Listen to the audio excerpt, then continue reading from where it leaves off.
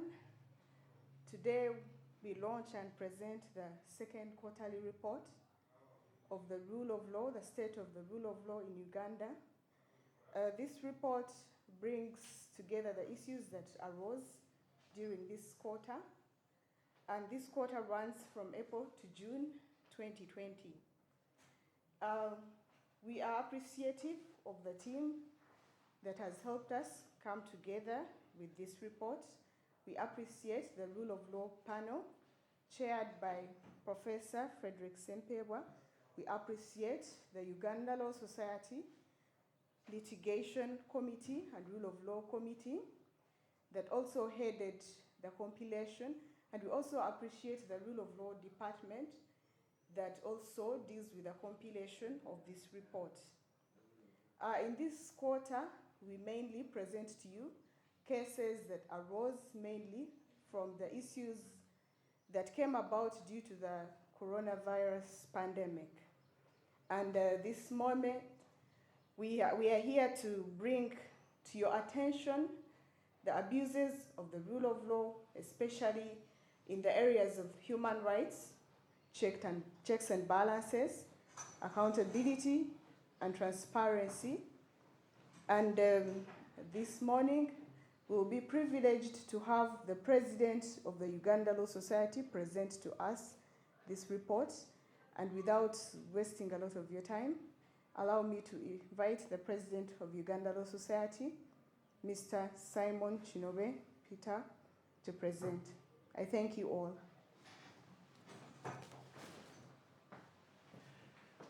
Thank you, Leah.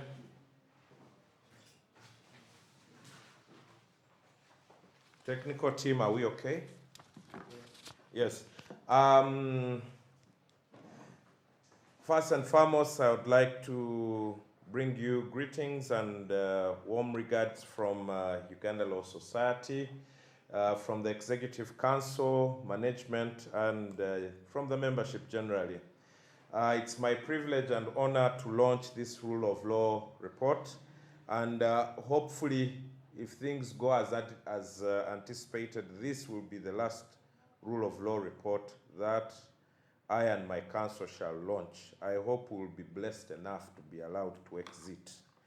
Now, this report highlights so many issues that have happened, most especially during the lockdown period.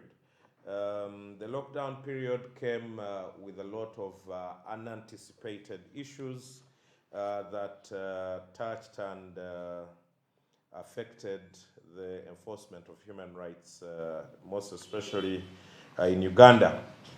Now, we'll start with the human rights issues relating to the freedom from torture or cruel, inhuman, or degrading treatment.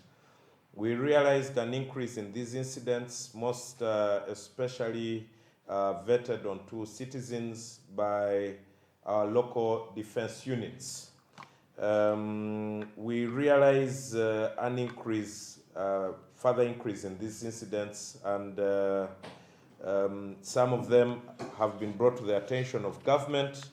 I'm advised that government has taken action. We've seen some of them being charged in court, but we also continue to experience such incidents and need a lasting solution.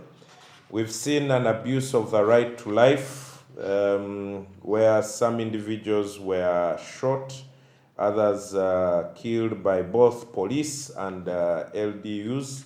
Those have already been listed. I will summarize the report, and I hope the report will be shared online for your reading.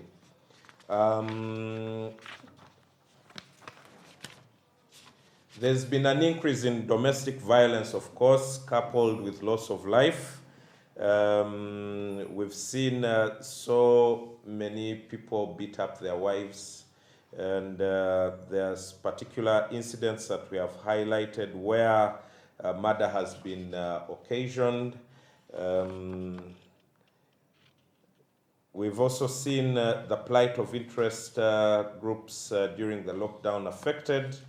To be more specific, you have issues of transport, people with disabilities. who'd been used to using public transportation, who'd been used to using borders, have literally had no mobility for the time of the lockdown. This has now been eased up with the opening up of taxis, but again the cost is worrying. We saw a challenge with our health system, especially relating to HIV patients who could no longer afford and or get access to medication because the transport system had been shut down. Transparency and accountability, we've seen an increase. We thank government for the increased steps taken towards the fight of corruption. We've seen entities like Uganda Revenue Authority, Rural Electrification Agency, among others, be overhauled to fight the vice of corruption. And so we're seeing an increase in mechanism of transparency. We had challenges with checks and balances. We had challenges with checks and balances. We saw government present budgets to Parliament that's supposed to be a check on expenditure. And instead of doing their work, they awarded themselves with 10 billion. But that's not even the concern. We have seen a blatant disregard of court orders from the House. We've seen the failure of the House to respect the judiciary, and so there is need to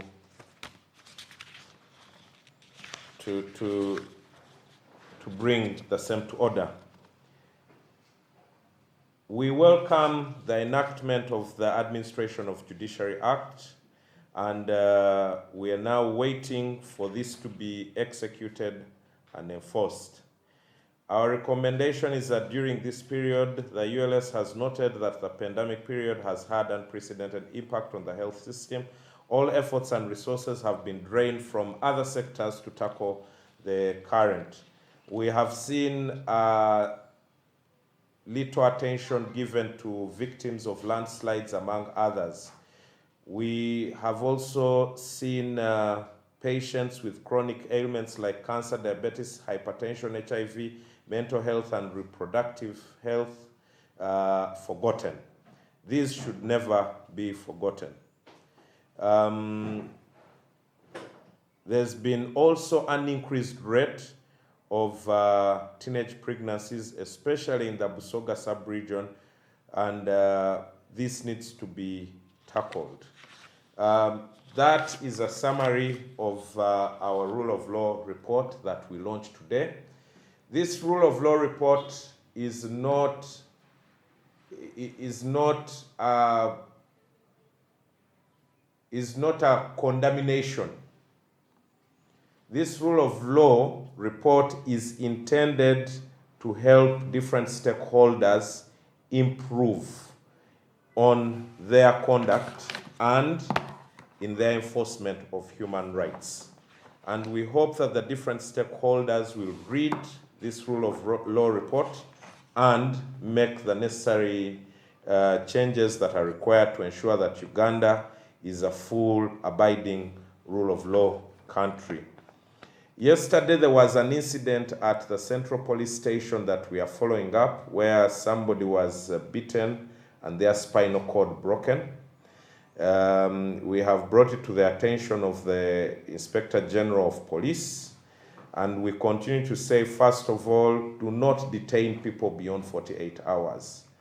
Secondly, do not torture people while in detention.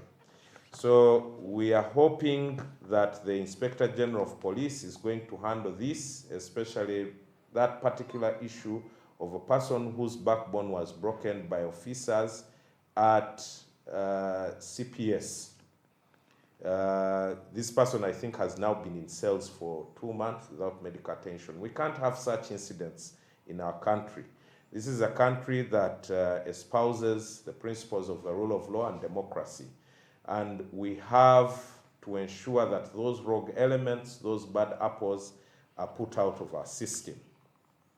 I want to thank in particular, I want to give special thanks to the President of the Republic of Uganda for being concerned whenever we raise an alarm on issues of rule of law. I want to thank the CDF, General Muhoozi, who has taken personal initiative to ensure that the culprits of human rights violations are punished, and we have seen an increased punishment of LDU officers, among others. And this is the spirit of democracy, and I hope that we'll see more and more of these being punished, but also a reduction in impunity. I want to thank the members of Uganda Law Society. As I speak now, over 98% of our members are paid up. I want to thank you for supporting your society. I want to thank you for paying up. I want to thank you for engaging with the society. I want to thank you for your input in issues pertaining to the society. I want to thank you for the zeal you have shown towards activity of the society. As council, we appreciate your support, and we hope we shall exit this office. We are now organizing the AGM. For those that do not have the notice, that AGM shall happen on the 7th. Of course, we have a few misguided individuals who've taken us to court in the hope that we shall not hold the AGM. As Ugandans, we need to embrace transition. This is the time. Technology has come. We can't sit in the clusters of 2,500 to hold the AGM as we've always done it. It's not practical. It's not doable. We have to embrace technology. We are now doing CLE trainings on online. And again, we call upon members to attend those CLE trainings. There will not be a situation where we will sit in a room like here and do CLE training. That era has passed. So go online, do the CLE trainings. Go online, let's have our AGM. Let's have our elections. Let's have a new president. Let's have a new council. So let's stop, delving on irrelevancies and move our society ahead. With those few remarks, I want to thank you for listening to me. I want to thank all the partners who've stood with us during this time. DGF, JLOS, UN Women. IDLO is now on board, so our 6 clinics are now funded. We want to thank you for coming on board. And all the donors that I haven't mentioned, our different partners in our law firms, our members, who unendlessly give towards the cause of Uganda Law Society. We want to thank you, and we thank you so much. We are greatly indebted to you, and we pray that God shall reward you. And as we exit, we say thank you, thank you, thank you so much for God and my country.